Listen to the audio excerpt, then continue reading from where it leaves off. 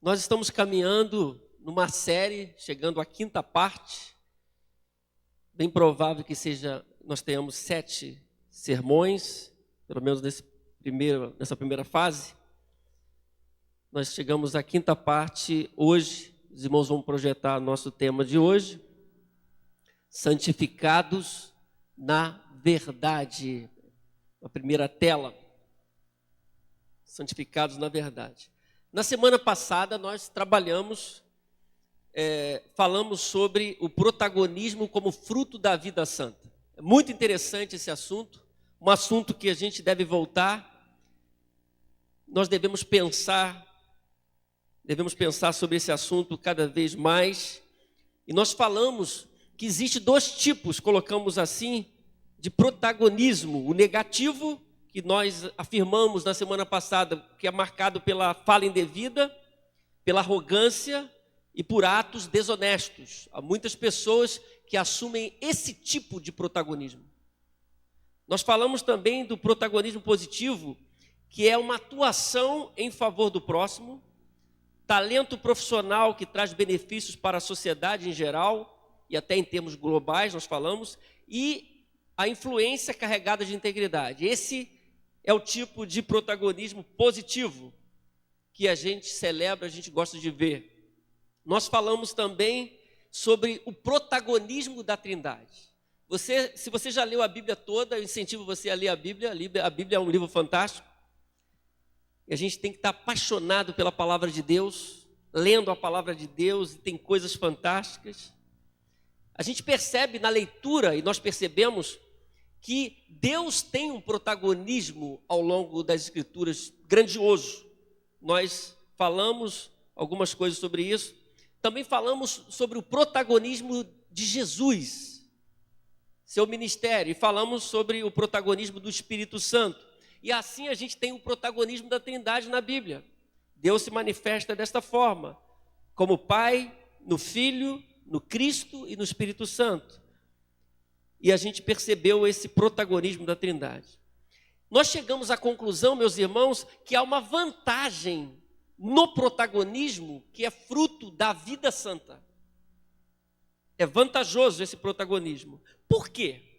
Porque você pode, como nós vimos, desenvolver uma maior intimidade com Deus.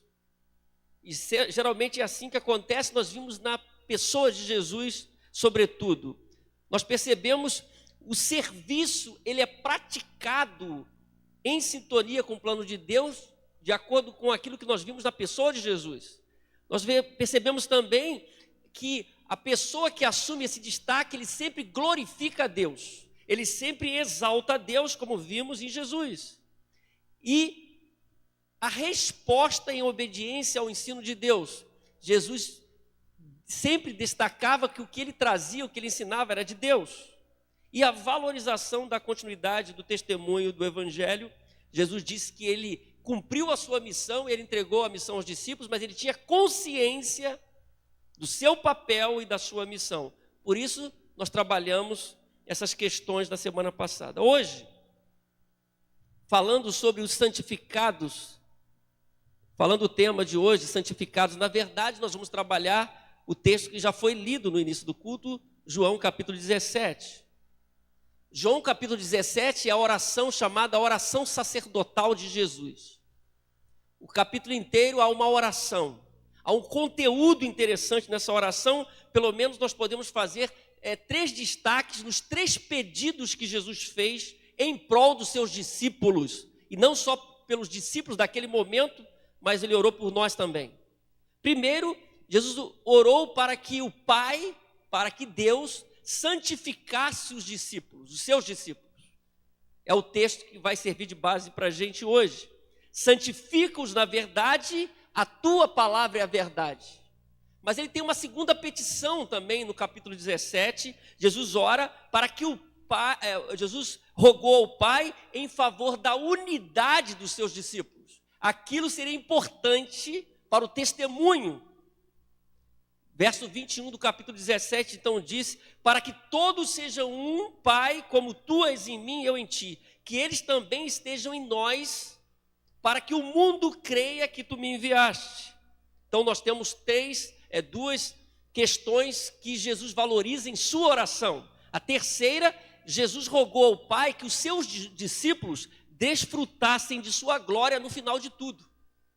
Verso 24 diz: Pai, olha a oração de Jesus, quero que os que me deste estejam comigo onde eu estou e vejam a minha glória, a glória que me deste porque me amaste antes da criação do mundo.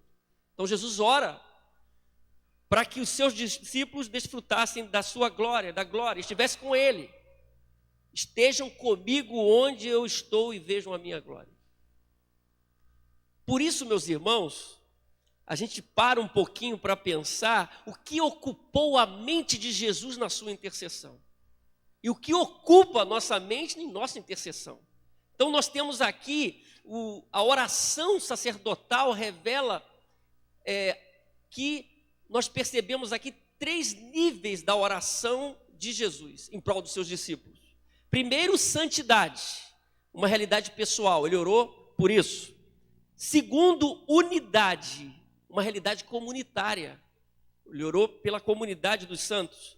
E terceiro, eternidade, uma realidade celestial. Ele ora para que os seus discípulos fossem santificados, é o assunto que nós vamos tratar especificamente no versículo 17. Ele ora pela unidade dos seus discípulos, que todos sejam um como eu sou contigo, uma realidade comunitária.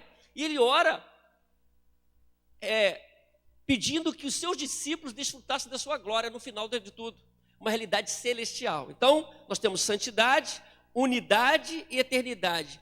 Ele orou por algo pessoal, pela comunidade e alguma coisa relacionada ao além das fronteiras daquela realidade que eles estavam vivendo. Isso é importante. Esses 3 temas fizeram parte da oração sacerdotal de Jesus. É interessante de perceber o que ocupou a mente de Jesus, o que ele pensou quando ele orava ao Pai. No capítulo 17 é muito interessante, é um capítulo grande, nós vamos tratando algumas questões em linhas gerais sobre a petição de Jesus. Então vamos voltar para o capítulo 17, o verso 17, que vai aparecer ali novamente, para você ler comigo nas 2 versões que vão aparecer ali, a NVI e a NVT. Vamos ler? Santifica-os. A nova versão transformadora, vamos lá? Consagra-os. Consagra-os na verdade, que é a tua palavra. Então nós temos aqui no verso 17, meus irmãos, eu quero destacar 3 ideias aqui no texto. 3 ideias, eu queria que você acompanhasse comigo apenas o verso 17, pensando aí algumas questões importantes quando nós estamos falando sobre o nosso tema santidade, vivendo no caminho da santidade. Primeira coisa que o verso 17 nos ensina é que Jesus revela um desejo, a santificação dos seus discípulos. Jesus tinha um desejo que os seus discípulos fossem santificados. Santifica-os. É a expressão que aparece, santifica-os. Santifica-os. Então Jesus tem um desejo. Você que serve a Deus precisa saber que o desejo de Jesus é que você seja santificado. Ele revela esse desejo aqui em sua oração. Santificai-vos. Ele está orando ao Pai, santificai-vos. Nós sabemos que quando nós temos um encontro com Deus, só pode seguir no caminho da santificação quem já se tornou santo pela ação divina. Você não pode esperar o processo de santificação, porque a santificação é um processo de uma pessoa que não entregou toda a sua vida a Deus, que não sofreu a ação divina, a ação do Espírito Santo, reconhecendo os seus erros. Não dá para acontecer esse processo se a minha vida não está nas mãos de Deus. Não vai me interessar muito esse processo se não houve uma conversão genuína.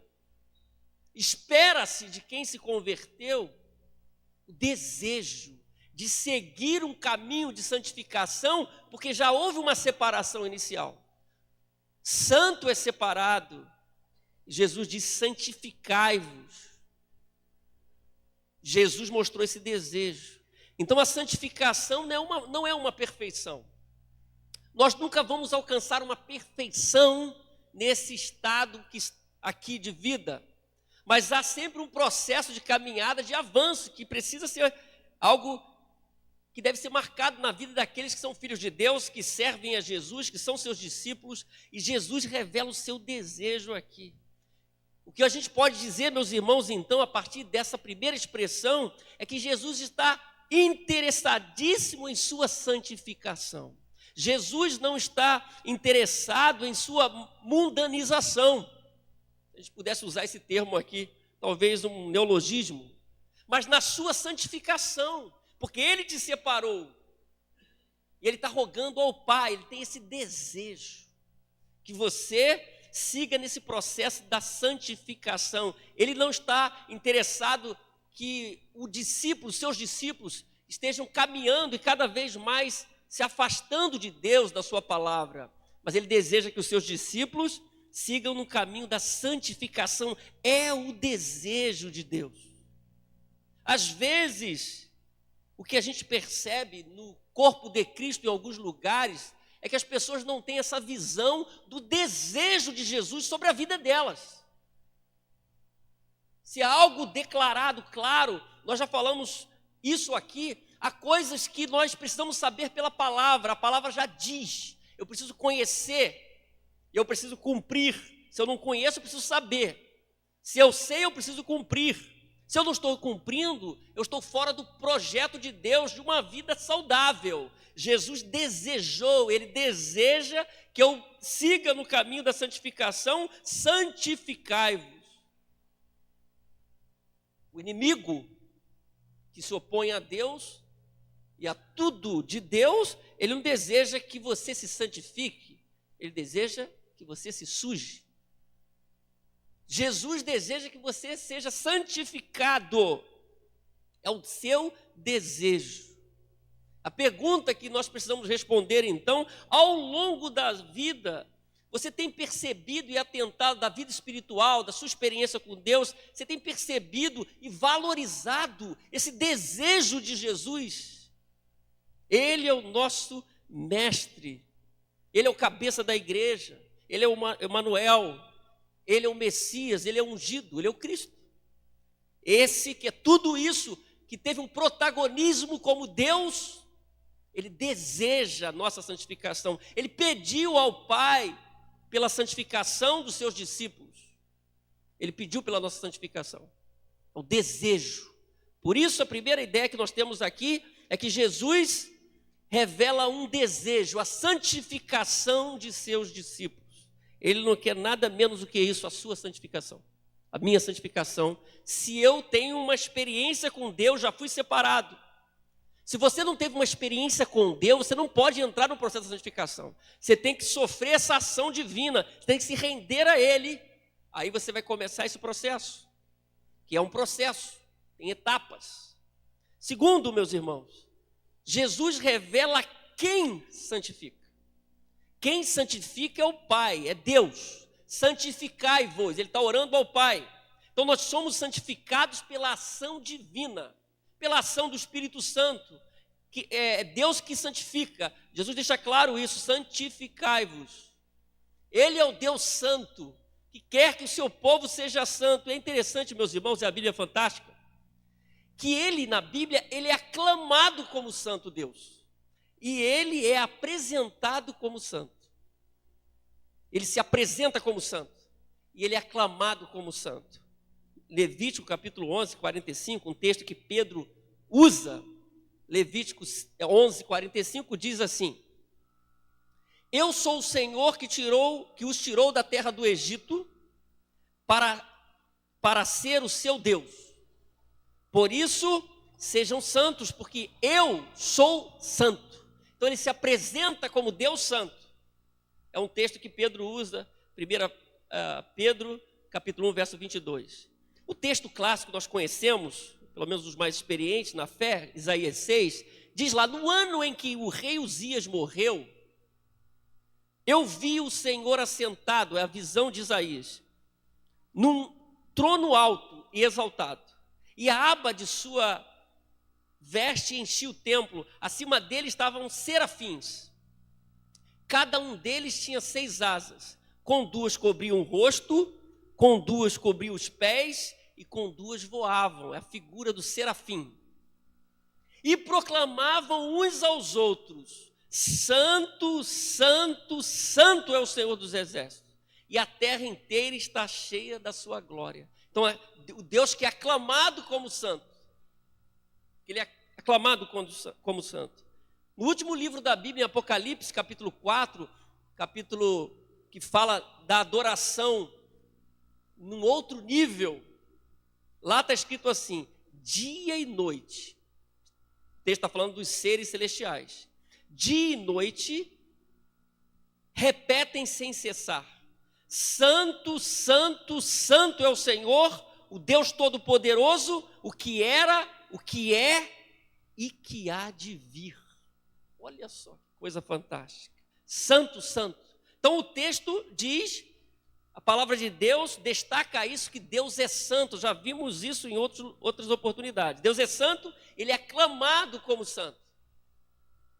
Nós não podemos ter dúvidas sobre o caráter de Deus e dos atributos de Deus. Inclusive, Deus é santo e eu posso ser santo. É um atributo comunicável, isto é, Deus tem e eu posso ter. Existem atributos ligados a Deus que ele não comunica a ninguém, só ele tem. Ele é todo poderoso, ele é onisciente, ele é onipotente. Agora, o atributo santo eu posso ser. Claro que Deus é santo e ele não pode ser, nenhum pecado pode alcançar a sua existência. Deus. E de alguma maneira nós podemos sofrer alguma influência pecaminosa, mas nós nos tornamos santos porque Deus nos transforma e traz esse status novo para aquele que é transformado. Então, o que a gente aprende no santificai-vos aqui é que quem santifica é Deus. Quem santifica é o Senhor dos Exércitos, o Todo-Poderoso, que era, o que é e que há de vir. Por isso nós podemos pensar em 3 ideias. Primeiro, aquele que santifica tem condições para fazer isso. Porque de repente você pode estar pensando, como é que Deus pode agir na minha vida, mudar a minha vida, purificar a minha vida? Deus que santifica tem condições para fazer isso. Eu não tenho condição para fazer isso, mas Deus tem condição para fazer na minha vida e na sua vida. Ele tem o poder, ele age e ele santifica, ele nos santifica.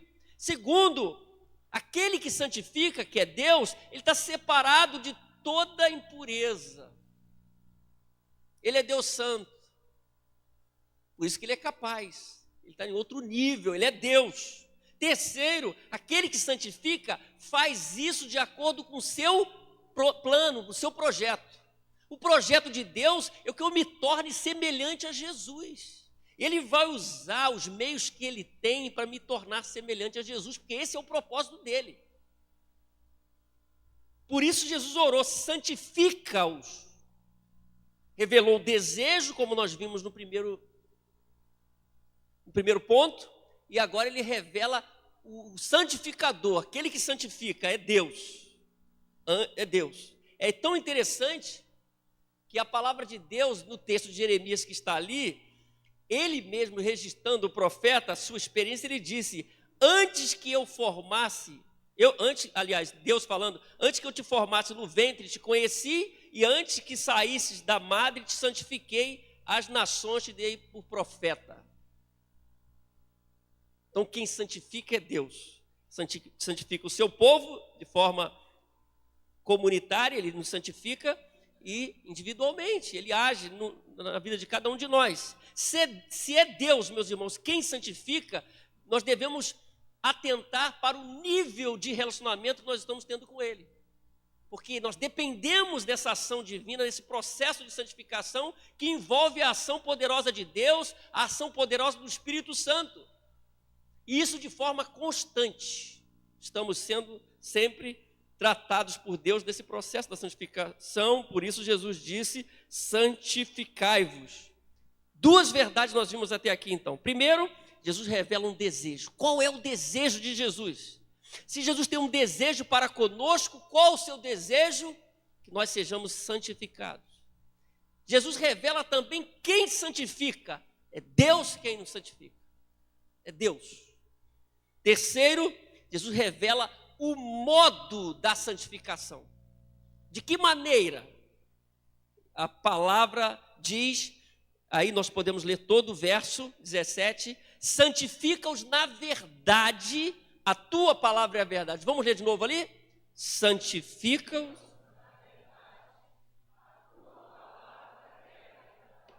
Santifica-os na verdade, a tua palavra é a verdade. O modo da santificação é a verdade. A palavra aqui, verdade, no grego, é interessante, já foi usada, inclusive, na 24ª fase da Lava Jato, a Operação Aletheia. Aletheia é o termo grego para verdade, quando estavam investigando o nosso ex-presidente Lula e o seu filho. O nome da 24ª operação foi este, Aletheia. Porque Aletheia sugere que alguma coisa foi aberta, descoberta, revelada segundo a sua verdadeira natureza, dando a ideia daquilo que é real e genuíno, em contraposição com o que é imaginário ou espúrio. Por isso eles escolheram uma boa palavra na 24ª operação da Lava Jato, que já está aí, se não me engano, já está chegando, não passou de 30, 40 fases. Então nós temos aqui no texto, meus irmãos, santifica-os na verdade, a tua palavra é a verdade. Jesus deixa claro para os seus discípulos, em sua oração e para nós, na palavra que foi revelada e foi registrada, que há um modo nesse processo da santificação. E o modo é através da verdade. Santifica-os na verdade, a tua palavra é a verdade. Então, o modo de Deus agir é através da verdade. A verdade é sobre o próprio Cristo, a verdade que foi anunciada antes da revelação de Jesus, a verdade que depois, posteriormente, é registrada na mensagem da igreja, sobretudo a mensagem do Cristo, do projeto de Deus. Por isso a gente pode dizer que a santificação ela sempre vai exigir revelação. Perceber o que Deus mostrou em sua palavra. Santificação exige revelação. E nós, considerando esse contexto da oração e do ministério de Jesus, a gente pode dizer que a verdade é aquilo sobre o próprio, que Deus revelou sobre o próprio Jesus, que é apontado nas Escrituras e ratificada no ministério de Jesus, a revelação de Deus, o Evangelho. Por isso, no verso 17, meus irmãos, está escrito lá, nós terminamos a nossa leitura no começo do culto. Vamos ler juntos? João 17, 19. Em favor, vamos lá? Em favor deles.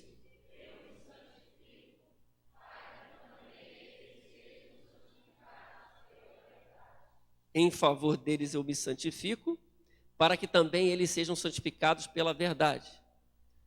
A gente percebe aqui um processo interessante que nós temos que observar quando a gente lê o texto, o verso 19, que está nos ajudando aqui, e o verso 17, santifica-os na verdade, a tua palavra é a verdade. Primeiro detalhe é que a verdade traz uma nova consciência sobre o agir de Deus. Por isso que eu disse que uma pessoa que não tem relacionamento com Deus, obviamente não tem essa consciência nova sobre o que Ele quer, sobre a sua vontade. É só quando nós estamos diante da verdade, experimentamos essa verdade, que há essa nova consciência sobre Deus, sobre o agir de Deus, sobre o plano de Deus, no presente e no futuro. Essa nova consciência. Geralmente é assim, a verdade traz uma nova consciência. Ser de Deus é ter uma nova consciência a partir do Evangelho. Por isso, ser de Deus, ao contrário do que alguém pode pensar, de ser alguém estúpido, alguém fora do padrão, é o contrário, é nova consciência. É outro nível. Nova consciência pela verdade. Toda pessoa, então, todo ser humano precisa da verdade para desfrutar dessa nova consciência do agir de Deus. Quando uma pessoa não tinha Deus, ela não se preocupava nem com o caminho da santificação, porque não a interessava. Mas na nova consciência há um interesse. Porque se descobre o desejo de Jesus. Santificai-vos. Há uma nova consciência na vida pessoal. Segundo, meus irmãos, porque há um processo, a nova consciência vem pela verdade, leva à rendição, ao quebrantamento. Uma pessoa, então, a partir da nova consciência que tem, ela se rende. Se nós lembrarmos, um exemplo apenas, teríamos vários nas Escrituras, mas o exemplo de Zaqueu. Eu falava aqui hoje pela manhã com os meus alunos sobre ele. Ele teve um interesse em olhar para Jesus, ele buscou ter um momento com Jesus, subiu numa árvore, e Jesus disse, desce depressa. Jesus entrou na casa dele, e houve um quebrantamento, e ele restituiu quem ele devia, e ele fez tudo corretamente, e houve um manifestar de Deus, um quebrantamento na vida daquele homem, que era um chefe dos cobradores de impostos. Um cobrador de impostos, por exemplo, como Mateus, que era um discípulo, que foi chamado para ser discípulo, era uma pessoa considerada uma das piores pessoas que podia existir no Império Romano, oprimindo os judeus, e um judeu trabalhando nessa função seria uma pessoa considerada o pior dos piores. Zaqueu é um homem que era o chefe dos cobradores. Então, eu já disse isso aqui, se um cobrador de imposto incomodava muita gente, o chefe incomodava muito mais. Certamente, na vida de Zaqueu, houve muita falcatrua, se enriqueceu, certamente, agindo de má fé e oprimindo as pessoas. E quando ele tem um encontro com Jesus, tudo muda. Quando Jesus entra na casa dele, sobretudo na vida dele, tudo muda. Na declaração dele, isso fica muito claro. Houve uma nova consciência que até então não se tinha. Só quando Jesus entra na casa dele que ele tem uma nova consciência que estava roubando as pessoas. Se eu defraudei alguém, eu restituo 4 vezes mais. Ele teve uma nova consciência, porque Jesus entrou ali na vida dele.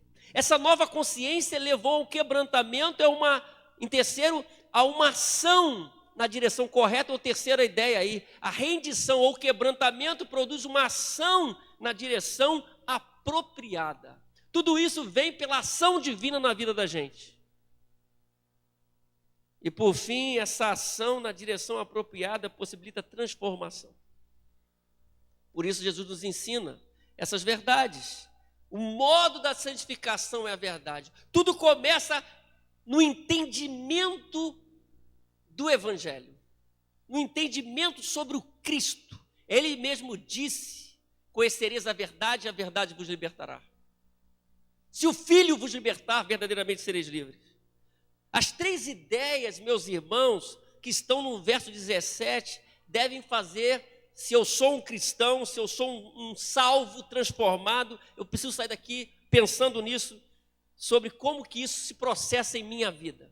Se eu não tenho uma experiência com Deus, eu preciso pensar e tomar uma decisão hoje, não amanhã, não depois. Primeira coisa que a gente viu aqui é que Jesus revela um desejo. Jesus tinha um desejo. O desejo dele era que os seus discípulos fossem santificados. Ele gastou tempo com esse assunto. Às vezes a gente percebe as pessoas orando e o teor da oração às vezes são coisas tão efêmeras. Jesus ora pela santificação dos seus discípulos, o seu desejo que fossem santificados, santifica-os. Segundo, Jesus revela quem santifica. É Deus. Ele diz, Pai, santifica-os. Eu preciso entender a ação divina em minha vida. Se você serve a Deus, a Jesus, precisa entender essa ação. O modo que Deus vai trabalhar na sua vida para essa santificação. Nós temos a ação do Espírito Santo. Se eu sou um salvo, me tornei templo de Deus. O Espírito Santo está em minha vida, ele está agindo em mim. E o Espírito Santo é o próprio Deus. Terceiro, Jesus revela o modo da santificação através da verdade, pela verdade. A verdade é fundamental. Eu preciso entender esse processo. Santifica-os na verdade, a tua palavra é a verdade. Eu preciso conhecer mais sobre Deus, sobre Jesus, sobre o Evangelho. Eu preciso me aprofundar, conhecer as Escrituras. Porque o modo da santificação vem pela verdade. A tua palavra é a verdade. A verdade sobre o Messias. A verdade que as Escrituras mostram. Certamente, o que foi trabalhado de forma tão profunda no Novo Testamento. Então nós temos esses três destaques nessa noite. Jesus revela um desejo, a santificação, a nossa santificação. Jesus revela quem santifica, é Deus. Jesus revela o modo da santificação, a verdade. Jesus revela um desejo em relação a você, em relação a mim. Como que eu estou reagindo a esse desejo de Jesus? Que teve espaço na sua oração. Ele queria que eu seguisse um processo de santificação. Como eu estou reagindo em 2018, 11 de março de 2018, a esse desejo de Jesus? Como você está reagindo? Jesus revela que Deus que santifica. Por isso eu preciso assumir um papel também daquele que se prostra diante desse Deus que santifica, que reconhece a sua ação, se quebranta. Terceiro, o modo da santificação, que é a verdade. Não é pelo tradicionalismo que eu serei santificado, não é pela uma ideologia que eu serei santificado, mas pela verdade que eu serei santificado. Santifica-os na verdade, a tua palavra é a verdade. Que possamos guardar essa palavra em nosso coração e possamos permitir que Deus atue em nossa vida para a glória do seu nome. Amém? Feche os seus olhos.